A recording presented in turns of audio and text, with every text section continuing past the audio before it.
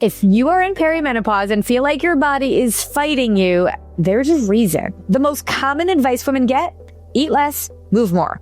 It's not just outdated, it's actually making things worse. So in this episode, I'm going to explain the number one nutrition mistake women make during this stage, how it's damaging your hormones and metabolism, and what to do instead if you actually want to feel better and see results. So as a woman that went through menopause at 46 years old, but actually did not know she was going through it, I can tell you that there are so many outdated and just inaccurate things that are being spread around menopause and what's causing the issues and what to do about it. But first, we need to get on the same page about talking about menopause, because let me go back to when I was a kid and I first got my period. I was a teenager, and I remember my mom came in and I was like a little scared and stressed out. And I remember she said to me, "Oh, this is something to celebrate. You're a woman. You are going through this whole new stage of your life." And I didn't quite know what she meant by that, but now as an adult, I get it. It really is a special time for a female in her becoming a woman. And yet, when we talk about menopause, when we actually just complain about menopause, I get it. I get why we complain about it. But when we talk about it, as society thinks about it, and as we define it, it's a diagnosis. It's almost like a disease. And I always get a little bit miffed when I hear about diagnosing menopause, because we don't diagnose a woman when she gets her period. This is a natural phase of life that actually should and could be celebrated. Do you know that in Japan, they don't even have the word for hot flash? It doesn't even exist. Why? Well, because so much of what we're doing right now as a cultural society is actually causing us to have a lot of the issues that we have during menopause, making it very challenging for so many women. So we're really going to unpack the myths that we've been taught, why I didn't even know I went through menopause, and what we need to be doing instead, regardless of what stage you're in. I'm Carrie Lipoli, nutritionist, award-winning behavior specialist, and unapologetic disruptor of diet culture. If you've spent decades dieting and still don't have the results you want, it's not your fault. You've just never been shown how to fuel your body with love and science.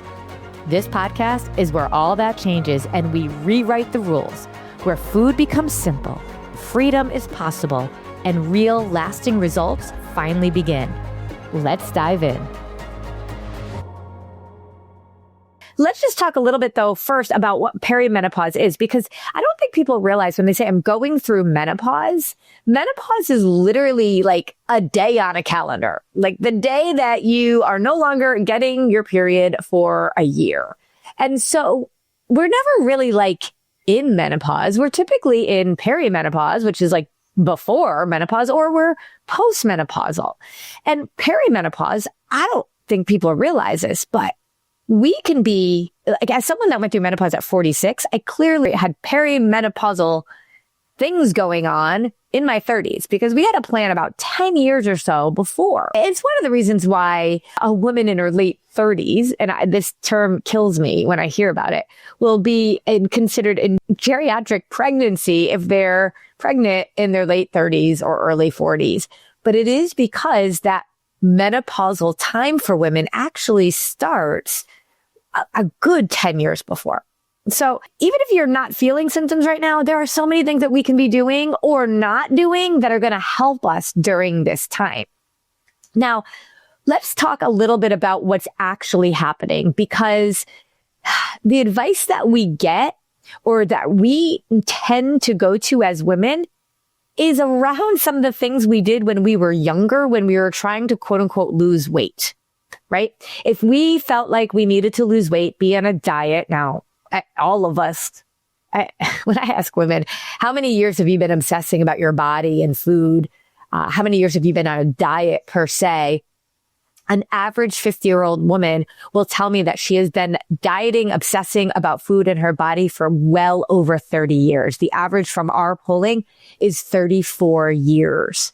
And it breaks my heart because we're chasing and chasing and chasing this elusive number on a scale. But I will also say that when we were younger, the eat less, move more thing, quote unquote, worked. Now, I will always say, what is your definition of working? If it's losing weight at first to then wreak havoc on your body and your hormones, and then to gain it all back when you suddenly stop the said diet, whatever it is, well, then diets worked. But so many of us have this definition of working around weight loss. And it's almost like weight loss by any means possible. And the cycle of yo-yo dieting, I actually just talked about this in my last episode, is what's really caused so much havoc on a woman's body over so many years. Now, because I realize how, and I was so lucky and blessed to have a coach, a nutrition coach that taught me about the concepts that I'm going to teach you here today, that I teach my clients around how to fuel our bodies and why we need to fuel our bodies correctly. I was in my 30s when I learned this, and my clients and I always say, like, I wish women would embrace this in their 30s, because if you're 50 and you have been on a yo-yo roller coaster of dieting and obsessing and restriction, it's causing a lot of the issues that you're feeling around perimenopause. Now, that being said, it's also around a variety of other things that are going on, like environmental and toxins and stress and our lack of movement. But first and foremost, the foundation is, how are we fueling our bodies? And this myth that we need to restrict, this whole take in less calories and you burn thing, which is, by the way, just like an impossible equation, but also perseverates the whole dieting PTSD that we all have. It continues to perseverate the problem that sometimes we don't actually feel until we're in perimenopause. So our body has what I call their check engine lights. And check engine lights are your body's way of communicating you, almost like holding you accountable for things that are going on that we need to address. And by the time we get to perimenopause, we have a lot of these check engine lights. It's like a slow drip in a cup. And by the time you're in perimenopause, it feels like that cup is really full. But your body has likely been talking to you for a very long time up until then. And so when we restrict, when we continue to lose weight, gain weight, yo-yo, when we aren't consistent in what we're doing, when we're not moving our body, we're not strength training, all of these things cause little drips. When we're on what I know most of us are on a dysregulated blood sugar roller coaster, we are wreaking this havoc for years and years and years. So many people today are insulin resistant, pre-diabetic, diabetic, and it wasn't because of what they've done in the last couple of years. It's because of this roller coaster that they've been on for decades. So we need to understand that, and what we are doing or the symptoms that we're experiencing by the time we're getting to perimenopause have been a compilation of many, many years. And that's why I continue to be so grateful for learning what I learned in my late 30s, so that by the time I was 46 and went through menopause, I actually didn't have those symptoms. And I remember my doctor actually said to me, how is it that you are full blown, like through menopause, and you didn't have any symptoms? I didn't have weight gain. I had some hot flashes here and there, but very, very little. And he said to me, remind me what you teach your clients again. And I'm like, I teach blood sugar stabilization. And he's like, yes, because, it's all about insulin resistance.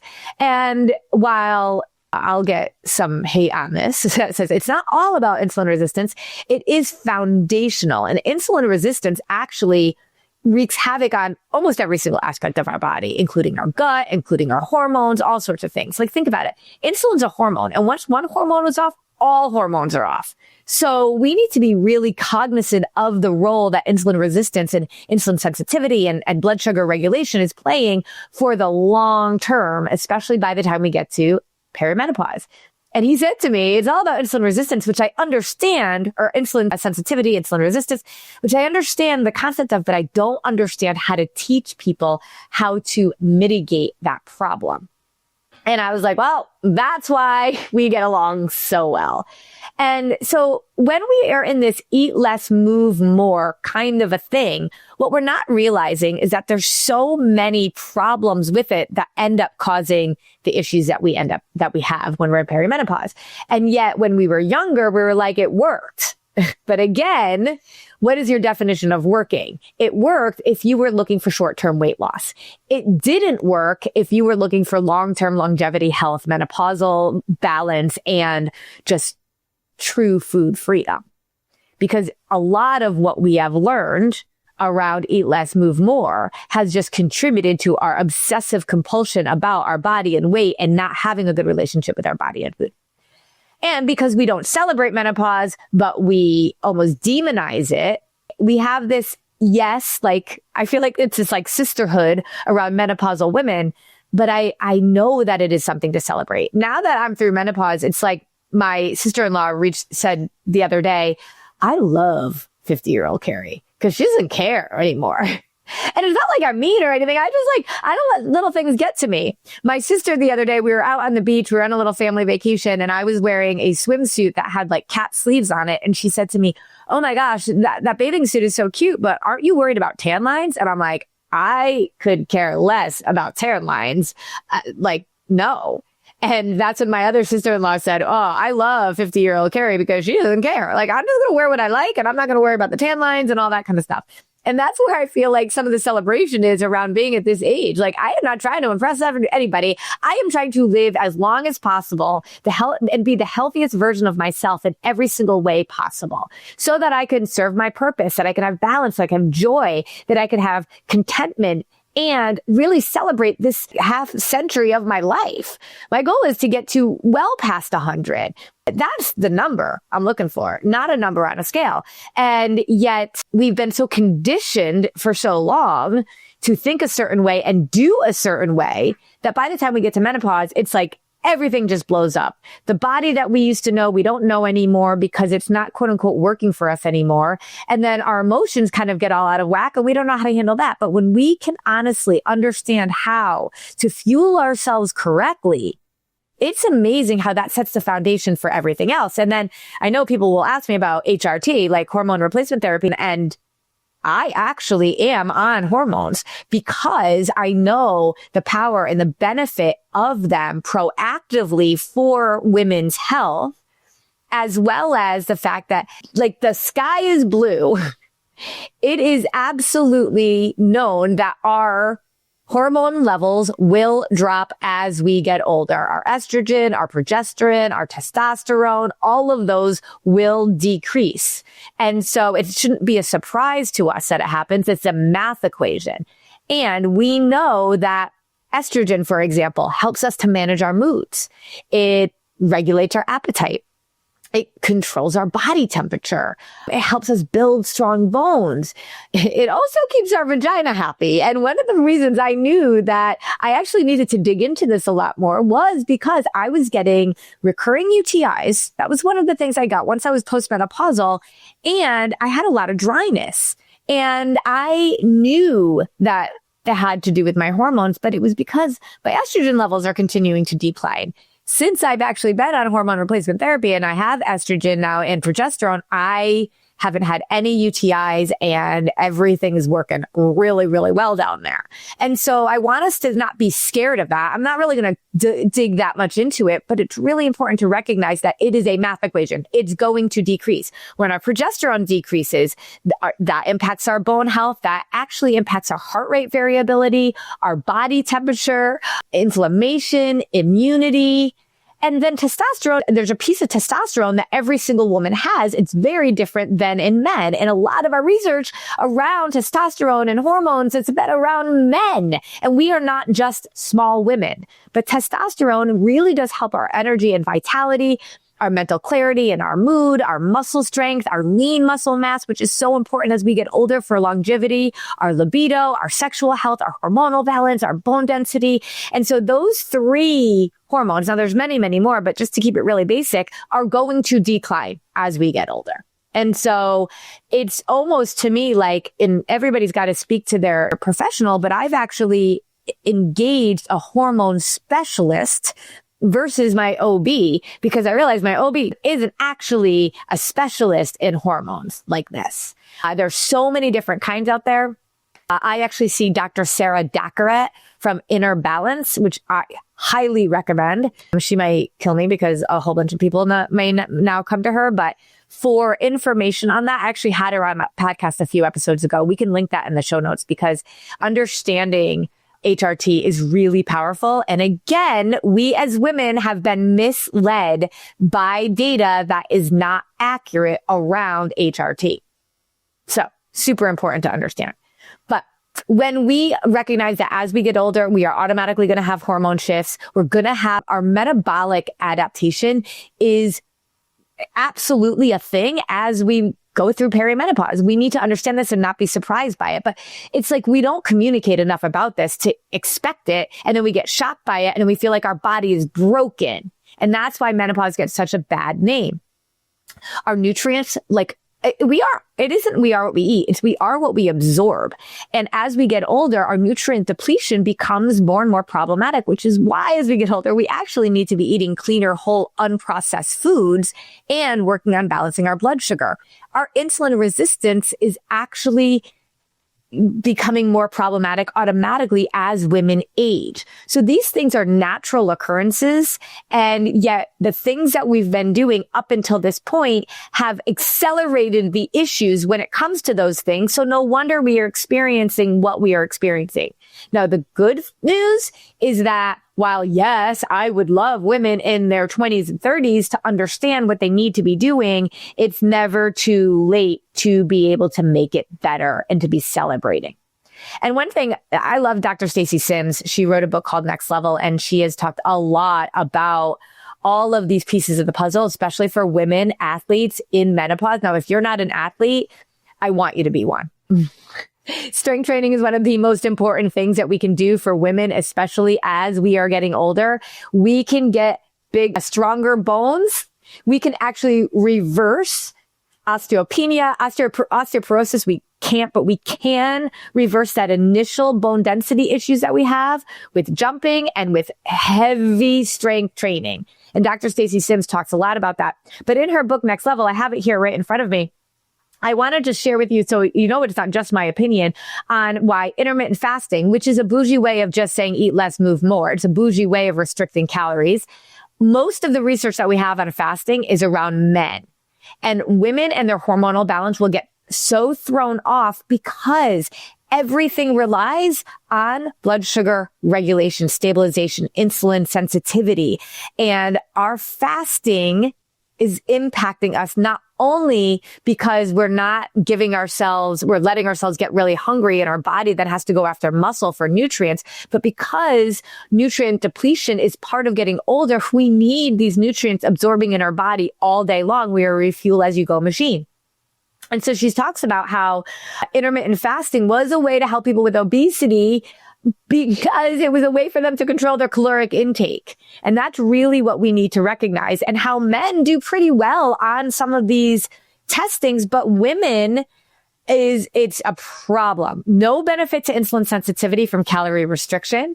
Women who had high blood sugar and were on the cusp of becoming diabetic saw worsening in their insulin sensitivity and blood sugar levels. Women had minimal, if any, improvement in autophagy, which we can get. A lot of people will talk about autophagy because of the benefits of that when it comes to cellular regeneration and cellular damage. But we can get that through strength training and through sauna and getting in heat. We don't need to do that through fasting, because it actually is known to cause more oxidative stress. And oxidative stress is like little lightning bolts in our body, zapping all of our cells, even our good ones. So it's actually doing the opposite of what we think fasting has the ability to do for women. Thyroid function slows down, as well as our metabolism, and your body will try to preserve energy when you're fasting. At the same time, keto is another thing, because again, we focus on the weight gain around menopause as one of the symptoms, but there's so many that could be occurring. And because we've maybe done like eliminated carbs before, cut our calories before, and lost weight. We keep thinking that's what we should be doing now, but we're not recognizing that that actually contributed to the issues that we're having now. So Dr. Stacey Sims writes in her book around the idea of giving up carbs without carbohydrates providing or supplying blood glucose. The keto diet forces our body to produce it in ways that's not beneficial for us, especially as we're in menopause. Because on paper, it sounds good, but our body uses carbohydrates to kickstart fat burning. So even if we're primed to use fat for fuel, and women more so than men are already primed to use more fat as fuel, you still need carbohydrates to access your fat burning metabolism. Denying your body, and I quote, denying your body carbohydrates during exercise is a huge stress. How many people are fasting before they exercise? Research shows that the keto diet has an unfavorable effect on muscle fatigue on women. It also shows markers of bone remodeling that are impaired after short-term low-carb, high-fat diet. None of this is good for menopausal women. So, and then when we try to exercise on top of all of that stress that we're putting on because we're not fueling our body correctly, that is where we get so problematic. All right. So what do we need to be doing instead? What was I doing in my late 40s for 10 years where I didn't even know I was in menopause? I talk about that blood sugar stabilization. Okay. Your body's like foundational goal is to have its blood sugar stabilized. And you know this, right? Because let's say when you're really, really hungry, what are you going for? When you're really hungry, like, oh my gosh, I just need to open my pantry. What's the first thing you're pulling? You're pulling chips, you're pulling bread, you're pulling carbohydrates, like dense, refined carbs, right? You're not like craving a piece of lean chicken. And that's because your blood sugar is really low and your body that check engine light is on, right? And you wouldn't drive your car for too long with the engine light on, but we do that for ourselves. We try to bust through hunger. But that's our body talking to us and saying, hey, we need some help here. But if we just try to push through that hunger, or we just start to crave and we just binge eat on the carbs, both sides of the equation are wreaking havoc on our blood sugar. But that is your body's way of talking to you. And it's our job to listen to it. So I know your blood sugar is low when we're really hungry because we crave carbs, which is sugar, right? And when we're really, really full, when our blood sugar is really high, we can get really lethargic, right? Like our energy levels are really low. We can also, on our blood sugar high, we'll come down really fast. If you've ever eaten a whole bunch of like either processed foods or sugary things, you could eat a lot of it and then suddenly feel really hungry again, not that much later. That's a blood sugar roller coaster. If we fasted and then we eat, and when we're after fasting, if we've ever dieted and we were just like, I can't do it anymore, and you have a cheat meal. This is why cheat meals drive me crazy, because we're cheating and our body then like can't handle it because we've been restricting it for so long. And just think about this yo-yo for years and years and years and years. So your body is sending you signals. The problem is we look at it as failures. The weight gain, the fatigue, the hormonal imbalances, the hot flashes, all of these things like skin issues, all of these things, they're signals. It's not that your body is mad at you. It's not that it's failing you. And the diet culture has had us believe that we have to fix ourselves, not understand ourselves. Your body's actually saying to you, like, I don't feel safe right now. Help me to feel safe. And so regardless of what stage in the menopausal continuum that you're on, stabilizing your blood sugar has to be the very first thing that you focus on, because your body will work to stabilize it on its own if you don't want to help it. But it is so much harder on your body. And especially as your estrogen levels, your progesterone, your testosterone levels are continuously decreasing, you are then causing your adrenals to have to work harder to be able to keep up. And all of that is causing a lot of these check engine lights. So how do we balance our blood sugar? It's why I'm so bullish on the concept of PFC3, a protein, fat, and carb every 3 hours. You eat within an hour of waking up. And yeah, you eat sometimes it's an hour of going to bed, but you're always feeling ready to eat, satisfied, never really, really hungry, not letting yourself get really, really hungry, and not letting yourself get overly full.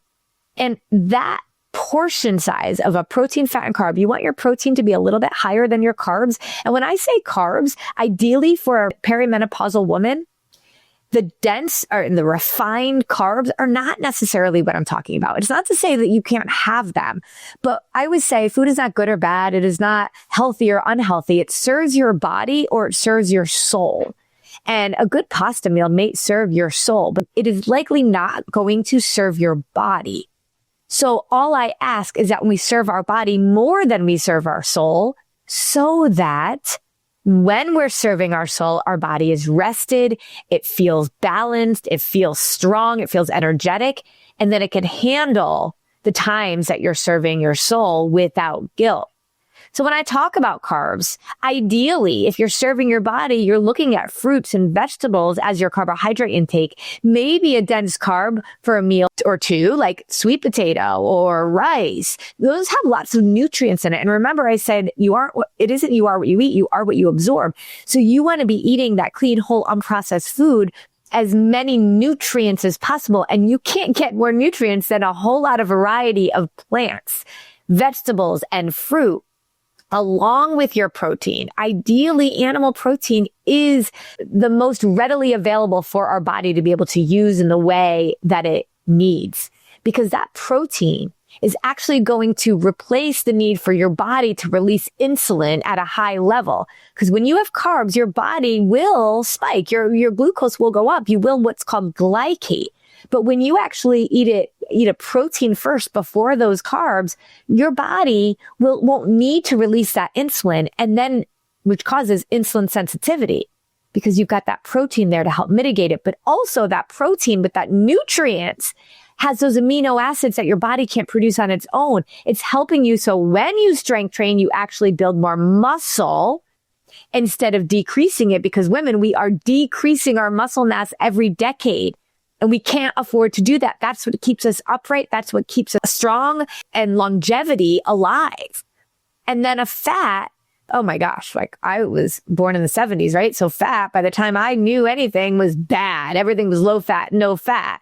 And that was problematic because we need fat to burn fat. Fat actually helps us digest our protein and our carbs. It fuels our brain. It cushions our organs. And we need to have all of those things that we're actually meant to be eating together. So if we can actually stabilize our blood sugar in that way, the longer we do it, the better it gets. It's like a fine wine. And it's not about counting calories. It's not about depriving ourselves. In fact, it never was. The whole concept of a caloric deprivation drives me absolutely batty, because I will always say, what thrives in a deficit? Nothing. And your body is no different. It's like the weight loss industry, and 99% of nutritionists and most doctors say caloric deficit, caloric deprivation, put your body at a caloric deficit. What it actually needs is the right amount of food. Because do you realize that the calories that you're burning through exercise is only 10% of your caloric burn? And being able to really measure that is very, very complicated.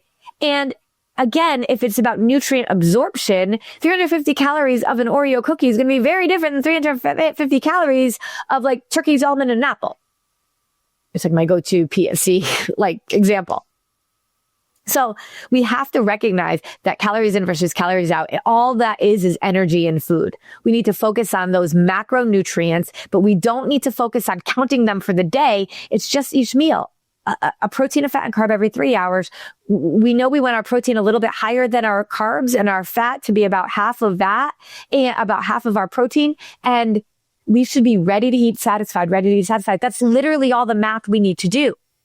And it's not about food rules, but it's about food understanding how food works in our body. And if we can serve our body more than we serve our soul, and we're listening to it, it's amazing how everything gets better. And over time, it gets even better and better and better. I just did the Function Health blood work from Function Labs, and which I can put a link in here for that, because it was over 100 different markers that I had tested. And at 50 years old, my actual metabolic age is 43.6. And what's so interesting is that when I was 38 38 years old, I had some testing done to figure out my metabolic age, and I was 42. So at 38, I was functioning as a 42-year-old, but at 50, I'm functioning like a 43-year-old. I mean, that is a key piece of this, the foundation of understanding blood sugar stabilization. And at 38, that's when I was gaining weight, super frustrated with my body, had all the check engine light signals on, and then learned how to use food as fuel. But we also have to recognize that it's not just food. It's what I call the 6 spinning plates. Nutrition, that's your key. Movement, strength training, exercise. Hydration impacts our blood sugar dramatically. And if you sweat, you need to be replacing it with electrolytes, not just water, because we don't sweat out water. Sleep. If we are not getting regulated sleep, our body's cortisol levels and glucose levels are through the roof. Again, remember, I said it's all around insulin resistance. That's also impacting our gut health, which impacts everything else, including our hormones. But once you can start fueling your body correctly, it's amazing how when you start spinning one plate, another plate starts spinning and sleep improves. So we have exercise, nutrition, sleep, hydration, managing our stress. When I wear a continuous glucose monitor to monitor my blood sugar levels, it's amazing how I can be eating absolutely on point to serve my body, no massive dense carbs, and eating, in a way that I've just talked about, getting my sleep. But when I am stressed, my glucose levels are through the roof. And there's a lot of ways to mitigate and manage stress. We'll talk more about that on the podcast too, but that's another big one. And then also supplementation. Now, when I say supplements, I do mean things like possibly HRT, definitely vitamins and minerals. When it comes to supplementation, I also talk about supplemental, like sauna. A sauna is one of the best things that we can do. There's so many studies on longevity and health around being in a sauna. I consider walking actually not exercise, but supplementation, something we all have to do when we are walking at least 7,000 to 10,000 steps, or supplementing small movements about every half an hour for a minute or two throughout the day. Our glucose levels can stay regulated throughout. So these are the things that we have to be able to think about and then start noticing all the different check engine lights, not just weight, because our body may or may not release weight as quickly as you want it to, but our body holds on to weight as a way to protect itself, often from ourselves. And so we can't use that as a measure of whether or not something is working. I promise you, blood sugar stabilization is your body's love language. These tactics will help you balance your blood sugar, and ways to monitor that progress have to be more than a number on a scale. In fact, I would argue the scale needs to go away. Throw it in a dumpster, because when the scale is gone, you can actually start to see and feel and notice things that are not scale related, which will give you the markers of improvement. So the last thing I want to talk about though is just recognizing that, like when I did the function health tests, yes, they talk about hormonal levels and hormonal balance, but when we get our hormones tested as women, it is a moment in time. It could be much lower at any moment during the day. It could be much higher at any given moment in the day. And like, for example, the hormones that I'm on is a vaginal hormone. If I use that hormone and then do a blood test a few hours later, it's going to be much higher because it's in my system right then and there. So the hormonal testing can or cannot be beneficial, because at the end of the day, we know we're depleting in those hormonal areas. We know that it's got to be so much more around the foundational piece of those 6 spinning plates, especially blood sugar stabilization. And that then, based on our symptoms, we can start to decide what supplemental actions we want to take. Testing could or could not be helpful for you, but it cannot be where our first line of action is also just saying there's a quick fix here with a medication or a hormone therapy, without actually focusing on these other pieces that are the essential foundations. Again, the sooner you can start, the better you are, but it's never too late. Your body will absolutely soak in what you're doing like a sponge and start to reverse what you're seeing, regardless of how old you are.